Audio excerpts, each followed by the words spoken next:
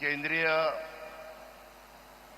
उपस्थित असणारे दोन्ही कॅबिनेट मिनिस्टर, आपले उपमुख्यमंत्री देवेंद्र फडणवीस जी,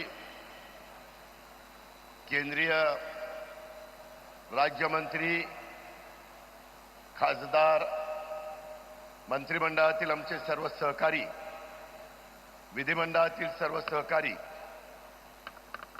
उपस्थित पालघर जिल्ह्याच्या कानाकोपऱ्यातून आलेले सगळे माझे बांधव, महिला, भगिनी, पत्रकार मित्र आणि माझ्या तरुण मित्रांनो, आजचा दिवस हा आपल्या सर्वांच्या दृष्टीने अतिशय महत्त्वाचा दिवस आहे.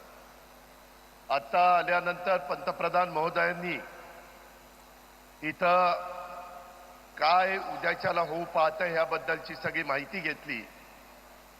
त्यामध्ये थोडंसं वाढवण बंदर होत असताना काही जणांचा त्याला विरोध आहे, त्याबद्दलच्या बातम्या आपण ऐकतो. मला तमाम माझ्या महाराष्ट्रातल्या जनतेला आणि पालघरवासियांना सांगायचं की बाबांनो, विकास करायचा असेल तर कुठंतरी 2-3 पावलं पुढं मागं सरकावं लागतं. पंतप्रधान आणि मुख्यमंत्र्यांच्या साक्षीनं मी सांगतो की इथल्या एकाही बांधवाला आम्ही वाऱ्यावर सोडणार नाही किंवा त्यांचं पुढचं आयुष्य उद्ध्वस्त करणार नाही. त्यांना अतिशय योग्य पद्धतीनं पुढच्या पिढ्यानपिढ्या मदत होईल अशा प्रकारची भूमिका ही राज्य सरकार देखील या बाबतीमध्ये घेईल. आज इथं आल्यानंतर आपल्याला सगळ्यांना माहिती आहे की तिसऱ्यांदा पंतप्रधान पदाची जबाबदारी मोदी साहेबांनी स्वीकारल्यानंतर पहिल्याच मीटिंगमध्ये भारताच्या केंद्राच्या कॅबिनेटमध्ये पहिल्याच मीटिंगमध्ये 76,200 कोटी रुपयाचं हे पालघरचं आपलं वाढवण बंदर त्यांनी त्या ठिकाणी मंजूर केलं. काल परवाच्या कॅबिनेटमध्ये दिघीला पण अशाच प्रकारे पंतप्रधानांनी मदत केलेली आहे. अतिशय बारकाईनं पंतप्रधानांचं संपूर्ण देशावर लक्ष आहे. मोदी साहेबांचं नेतृत्व पूर्ण देशामध्ये भौतिक, आर्थिक आणि सामाजिक विकास कसा होईल याच करता प्रयत्न ते करतायत. आणि मी आपल्याला सगळ्यांना सांगतो की आपला 720 किलोमीटर लांबीचा समुद्र किनारा आणि त्याच्यामध्ये तुम्हाला आश्चर्य वाटेल 35 वर्ष हे वाढवण बंदर व्हावं अशा प्रकारचा प्रयत्न चाललेला होता. परंतु ते स्वतः नरेंद्र मोदी साहेबांच्या हस्ते भूमिपूजन व्हावं हे कदाचित कुठेतरी इतिहासात लिहिलेलं असेल आणि तो दिवस आज आपल्याला मिळालाय. ह्याच्यातून 10 ते 12 लाख लोकांना रोजगार मिळणार आहे.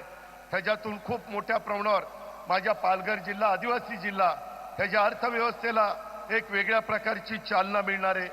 जगातल्या 10 बंदरापैकी हे एक महत्वाचं बंदर उद्याच्या काळामध्ये होणार आहे. विचार करा, जगातल्या 10 बंदरापैकी हे एक बंदर असणार आहे आणि त्याच्यातून अतिशय चांगल्या पद्धतीचा फायदा संपूर्ण भारताला होणार आहे, महाराष्ट्राला होणार आहे, आपल्या पालघरला होणार आहे.